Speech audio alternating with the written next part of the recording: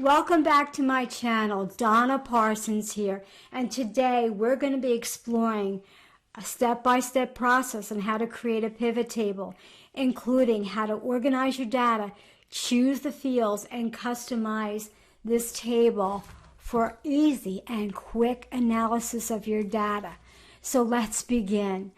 So right now up on the screen I have a database with headers. For example, I have last name, first name, position across the top. And you have all of this data. And right now, I want to extract, for example, let's just say the warehouse. And I want to know what the total amount of the salaries are for just that department, or maybe each department. So how do I do that quickly? Well, a pivot table is the easiest way to extract that data.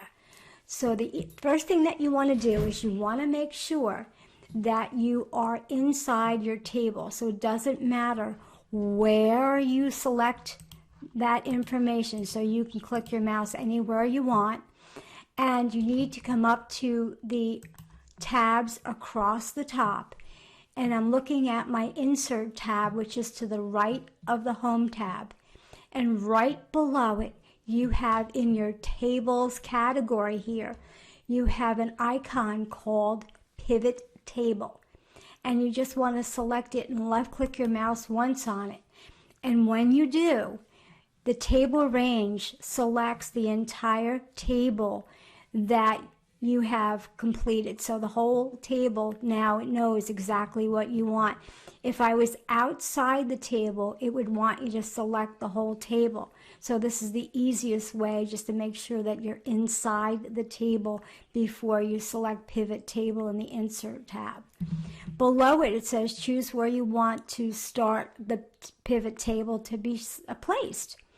And right now, by default, it says New Worksheet, and that radio button is selected. So we want to leave that selected, and all we want to do is click OK here. So now you have open a new sheet and you haven't lost your data. So if I come down to my sheet 1, my data is still there.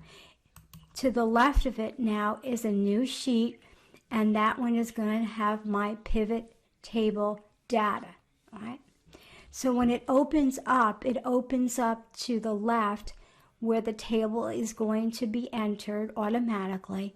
To the right of it, it says Pivot Table Fields.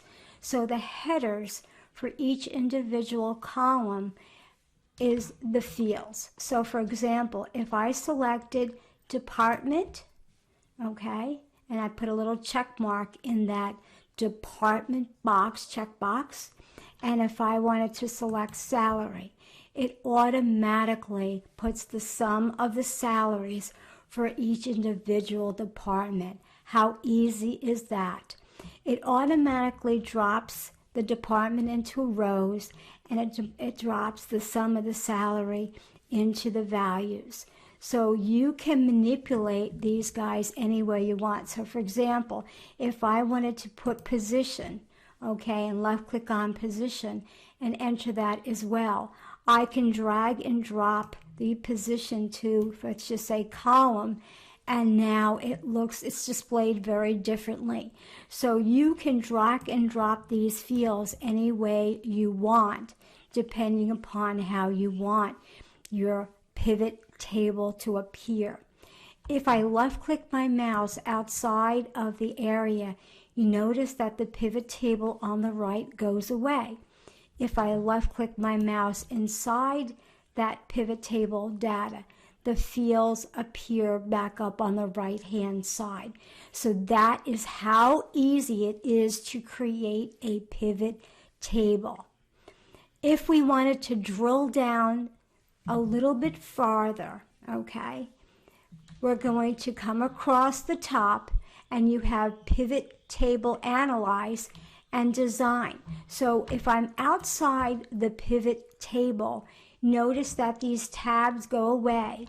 When I left click inside my pivot table, not only do my fields show up on the right hand side, but across the top, Pivot Table Analyze also appears.